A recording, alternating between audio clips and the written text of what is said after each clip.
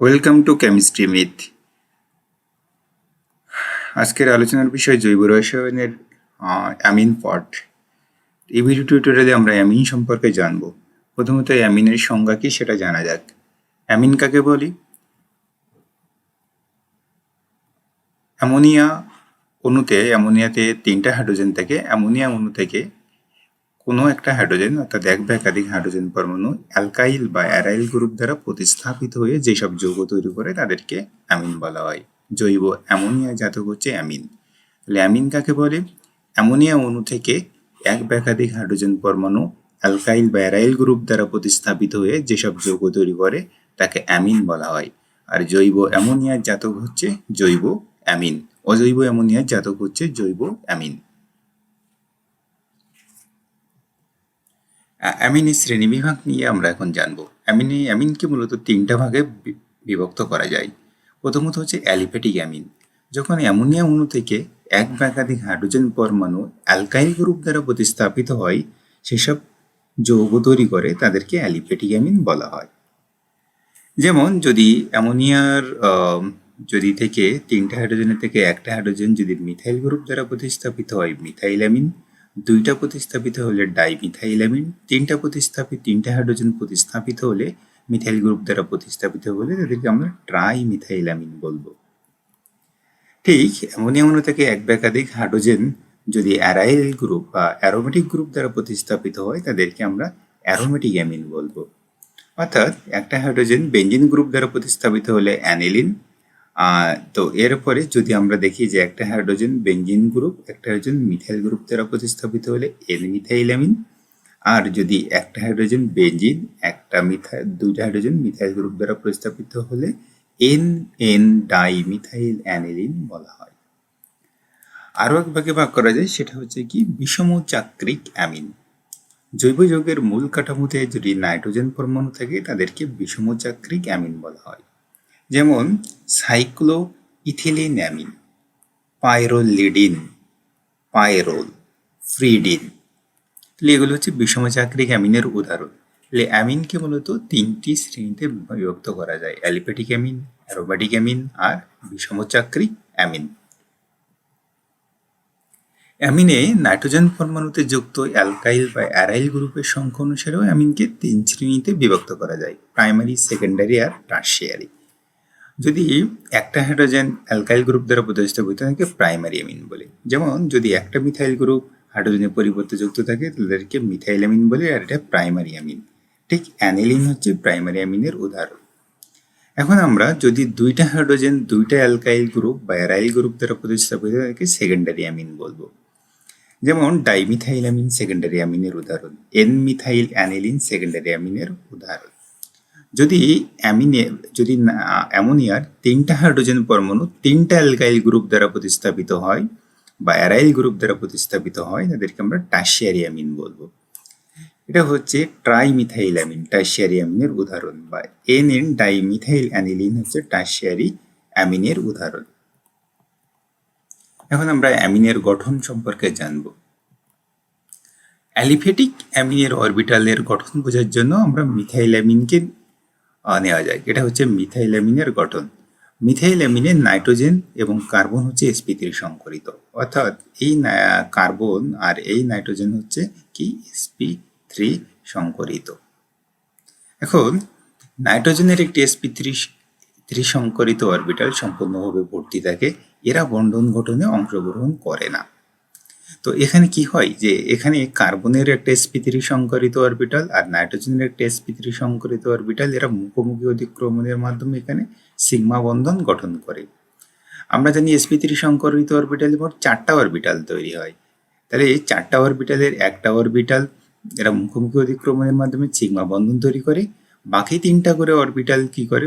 কার্বনের বাকি 3টা অরবিটাল হাইড্রোজেনের 1s অরবিটালের সাথে যুক্ত হয়ে সিগমা বন্ধন গঠন করে। কিন্তু নাইট্রোজেনের যেহেতু 4টা অরবিটাল আছে, একটা অরবিটাল এখানে সিগমা বন্ধন গঠন করে, আরেকটা অরবিটাল হাইড্রোজেনের সাথে যুক্ত হয়, কিন্তু একটা অরবিটাল সম্পূর্ণভাবে খালি থাকে। এই অরবিটালটা ইলেকট্রন দ্বারা পূর্ণ থাকে, এই জন্য এখানে একজোড়া লোন পেয়ার ইলেকট্রনের উপস্থিতি থাকে। তো এই অ্যামিনের গঠনটা চতুর্থস্তকীয় হয়ে থাকে। অ্যারোমেটিক অ্যামিনের অরবিটালের গঠন বোঝার জন্য আমরা অ্যানিলিনকে নিব। অ্যানিলিনের সমস্ত রিংটাই হচ্ছে এই যে বলয়টা হচ্ছে sp2 সংকরিত, আর নাইট্রোজেন পরমাণু হচ্ছে sp3 সংকরিত। নাইট্রোজেন পরমাণুতে অবস্থিত মুক্ত জোড় যে ইলেকট্রন থাকে বেঞ্জিন বলয়ের সাথে রেজোন্যান্স অংশগ্রহণ করে এবং রেজোন্যান্স হাইব্রিড গঠন করে। অর্থাৎ এই যে মুক্ত জোড় ইলেকট্রন এ বেঞ্জিন বলয়ের সাথে রেজোন্যান্সে অংশগ্রহণ করে এই ধরনের রেজোন্যান্স হাইব্রিড গঠন করে। এখানকার এই মুক্ত জোড় ইলেকট্রন প্রথমে এই বন্ডে যায়, তারপর সেটা এই বন্ডে এখানে যায়, এটা ধারাবাহিকভাবে এটা একটা রেজোন্যান্স হাইব্রিড গঠন করে। তাহলে আমরা জানলাম যে নাইট্রোজেন পরমাণুতে যে মুক্ত জোড় ইলেকট্রনের উপস্থিতি থাকে সেটা বেঞ্জিন চক্রের যে পাই ইলেকট্রন থাকে সেই পাই ইলেকট্রনের সাথে রেজোন্যান্স হাইব্রিডে গঠন করে। রেজোন্যান্স হাইব্রিডটা কিভাবে গঠন করে সেটা এখানে দেখানো হয়েছে। এখন আমরা জানবো অ্যামিনের প্রস্তুত প্রণালী নিয়ে। অ্যামিনকে ঠিক কিভাবে প্রস্তুত করা যায়। প্রথমত হচ্ছে অ্যালকাইল হ্যালাইড ও অ্যামোনিয়ার বিক্রিয়া হতে একটি আবদ্ধ পাত্রে যদি অ্যালকাইল হ্যালাইড ও অ্যালকোহলীয় অ্যামোনিয়াকে উত্তপ্ত করা হয় তাহলে অ্যামিন প্রস্তুত হয়। প্রাইমারি, সেকেন্ডারি, টার্সিয়ারি এবং কোয়াটারনারি অ্যামোনিয়ামের লবণ মিশ্রণ পাওয়া যায়, তবে এটা ল্যাবরেটরির সাথে সংকলনের জন্য উপযুক্ত নয়। শিল্প উৎপাদনের ক্ষেত্রে ক্ষার মিশাইয়া এবং আংশিক পাতনের মাধ্যমে অ্যামিন পৃথক করা হয়। অর্থাৎ অ্যালকাইল হ্যালাইডের সাথে যদি আমরা অ্যামোনিয়ার বিক্রিয়া দিই তাহলে এই হাইড্রোজেন আর এই আয়োডিন এটা মিশ্রিত হয়ে এই হাইড্রোজেন আয়োডাইড তৈরি করে, আর এর ইনহিবিটর এখানে যুক্ত হয়ে মিথাইলামিন তৈরি করে।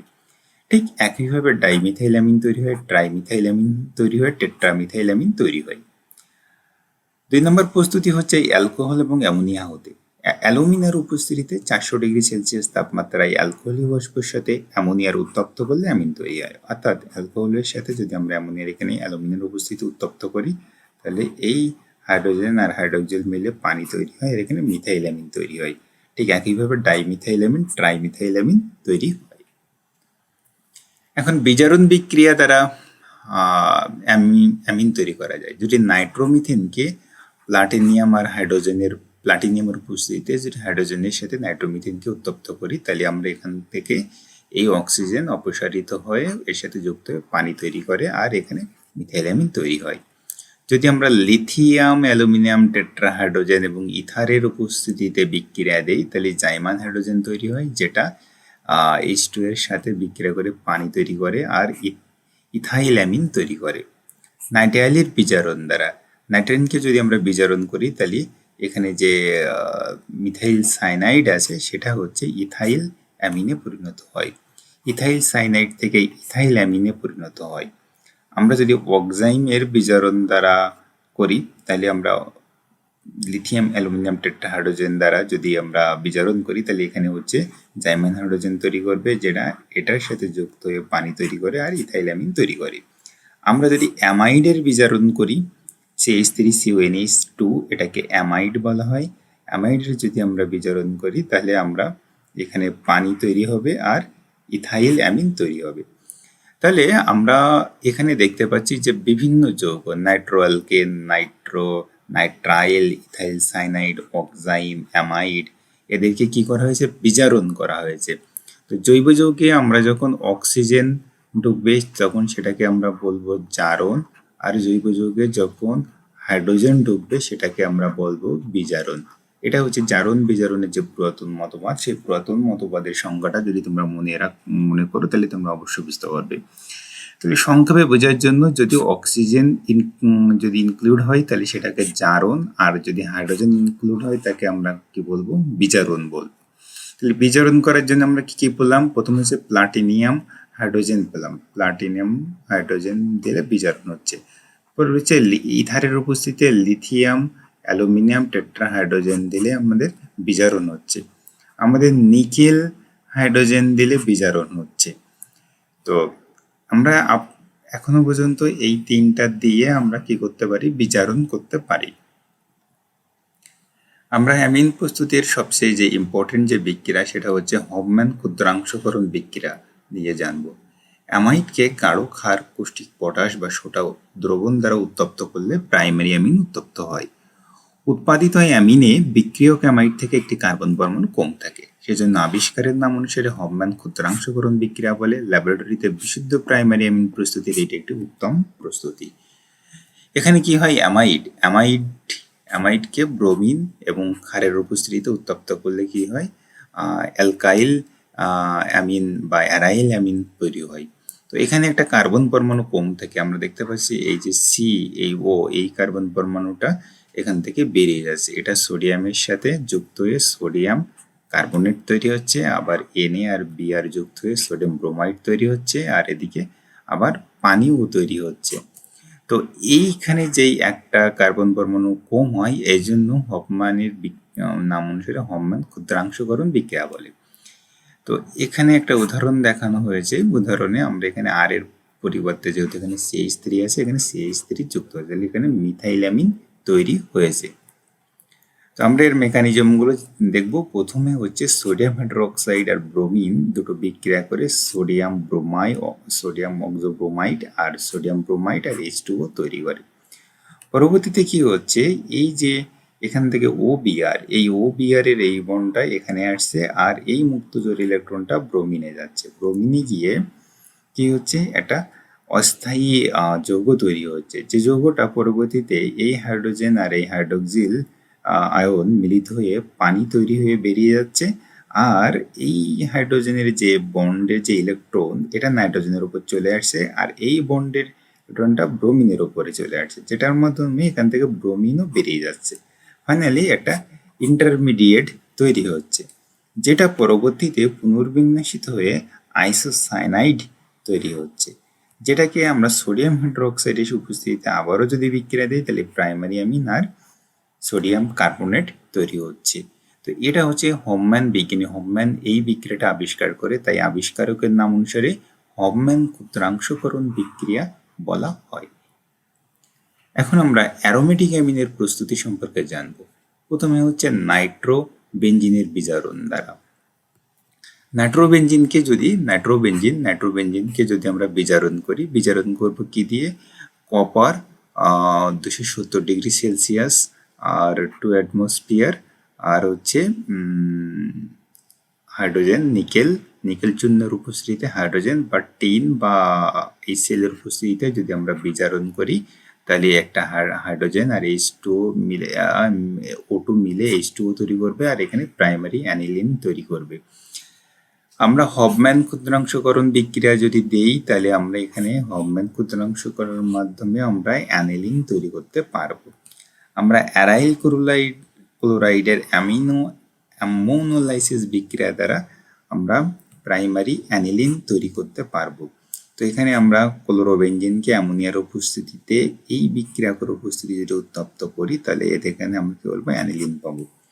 আমরা ফেনল ও অ্যামোনিয়ার বিক্রিয়া থেকে অ্যানিলিন তৈরি করতে পারবো। ফেনল এবং অ্যামোনিয়াকে যদি জিঙ্ক ক্লোরাইডের উপস্থিতিতে উত্তপ্ত করি, তাহলে আমাদের এই OH-টাকে রিপ্লেস হবে, হয়ে এখানে অ্যানিলিন গ্রুপ যুক্ত হবে, যে আমাদের অ্যানিলিন তৈরি হবে। আমরা বেনজিন ডাইজোনিয়াম ক্লোরাইডকে যদি আমরা বিজারণে হাইড্রোজেন ঢুকছে, বিজারণ করলে আমাদের এখানে অ্যানিলিন তৈরি হচ্ছে আর অ্যামোনিয়াম ক্লোরাইড তৈরি হচ্ছে। এখন আমরা জানবো অ্যামিনের শনাক্তকারী বিক্রিয়া নিয়ে। অ্যামিনকে মূলত কার্বিল অ্যামিন পরীক্ষা দ্বারা শনাক্তকরণ করা হয়।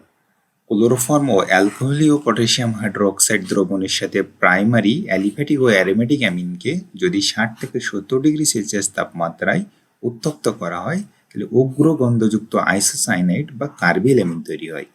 এই বিক্রিয়া দ্বারা প্রাইমারি অ্যামিনের উপস্থিতিকে শনাক্তকরণ করা যায়।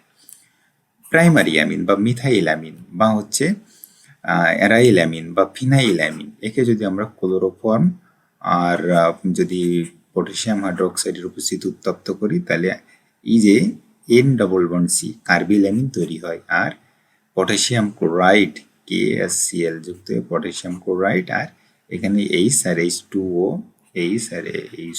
মিলে H2O তৈরি করে, পানি তৈরি করে। এই যে আইসোসায়ানাইড তৈরি করে, এটা হচ্ছে তীব্র গন্ধযুক্ত হয়। এই গন্ধের মাধ্যমে, এই যৌগ তৈরির মাধ্যমে আমরা অ্যামিন শনাক্তকরণ করতে পারি। অ্যামিন শনাক্তকরণ করা হয় কোন বিক্রিয়া দ্বারা? কার্বিল অ্যামিন বিক্রিয়া দ্বারা। উল্লেখ্য, এটা হচ্ছে শুধুমাত্র প্রাইমারি অ্যামিন এই বিক্রিয়া দেয়, কিন্তু সেকেন্ডারি অ্যামিন এই বিক্রিয়া দেয় না। এই বিক্রিয়া দ্বারা আবার ক্লোরোফর্মের উপস্থিতিতেও শনাক্তকরণ করা যায়। এই যে ক্লোরোফর্ম এর উপস্থিতিও ঠিক এই বিক্রিয়াটা দ্বারা শনাক্তকরণ করা হয়। তোমরা জানো যে ক্লোরোফর্ম হচ্ছে চেতনানাশক বা হচ্ছে অজ্ঞান করার কাজে ব্যবহার করা হয়ে থাকে, বা মেডিকেল সায়েন্সে অ্যানেস্থেশিয়াতে ক্লোরোফর্ম ব্যবহার করা হয়। এই ক্লোরোফর্ম শনাক্তকরণকারী বিক্রিয়া হচ্ছে কার্বিলামিন বিক্রিয়া, বা অ্যামিনের প্রাইমারি অ্যামিনের শনাক্তকরণকারী বিক্রিয়া হচ্ছে এই কার্বিলামিন বিক্রিয়া।